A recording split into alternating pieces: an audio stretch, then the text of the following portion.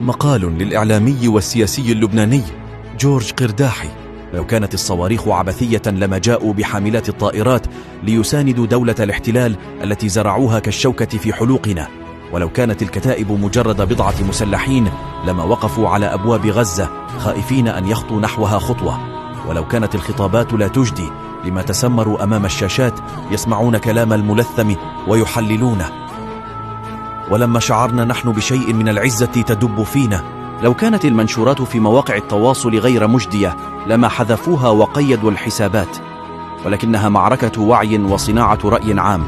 ألم تشاهدوا BBC كيف تكذب، والCNN كيف تدلس، والجارديان تطرد رسامها ستيف بيل بعد 40 سنة من العمل لديها فقط لأنه انتقد إجرام رئيس حكومة الاحتلال برسم ساخر؟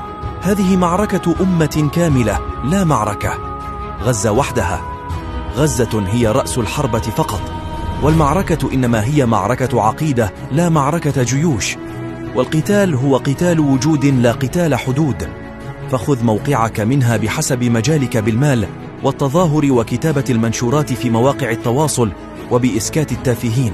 لا تحاول إقناع المقاومة أن ما قامت به يضر بالقضية، بل حاول إقناع نفسك أنه لا دخل لك فيما يقرره من يقاوم على الأرض. واعلم أنه لا يجوز للقاعد أن يفتي للمجاهد. قيل لأحد الفقهاء: لماذا جعل باب الجهاد في آخر كتب الفقه؟ فقال: لئلا يتكلم في الجهاد من لا يحسن الطهارة.